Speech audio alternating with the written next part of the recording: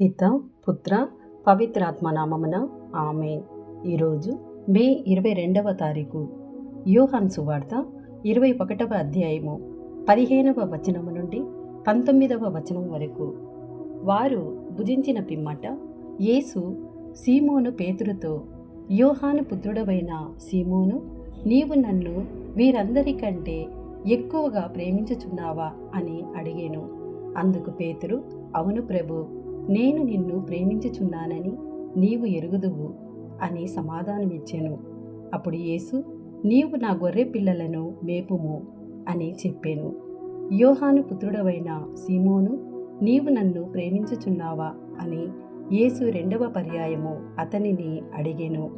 అవును ప్రభు, నేను నిన్ను ప్రేమించుచున్నానని నీవు ఎరుగుదువు అని పేతురు బదులు చెప్పాను. నా గొర్రెలను కాయము అని యేసు చెప్పాను. యోహాను పుత్రుడవైన సీమోను, నీవు నన్ను ప్రేమించుచున్నావా అని మూడవ పర్యాయము యేసు అతనిని అడిగెను. నీవు నన్ను ప్రేమించుచున్నావా అని యేసు మూడవ పర్యాయము అడిగినందున పేతురు మనసు నొచ్చుకొని, ప్రభు, నీకు అంతయు తెలియను, నేను నిన్ను ప్రేమించుచున్నానని నీవు ఎరుగుదువు అనెను.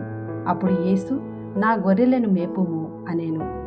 ఆయన అతనితో, నేను నీతో నిశ్చయముగా చెప్పుచున్నాను, నీవు యువకుడవుగా ఉన్నప్పుడు నడుము కట్టి నీవు వెళ్ళదలిచిన చోటుకు వెళ్ళెడివాడవు. కాని నీవు వృద్ధుడవైనప్పుడు నీ చేతులు చాచెదవు. అప్పుడు వేరొకడు నీకు నడికట్టు కట్టి నీవు వెళ్ళుటకు ఇష్టపడని చోటుకు తీసుకొని పోవును అని చెప్పాను.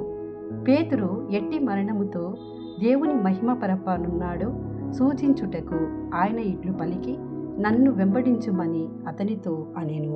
ఇది ప్రభుని వాక్కు. సర్వేశ్వరునికి వందనములు.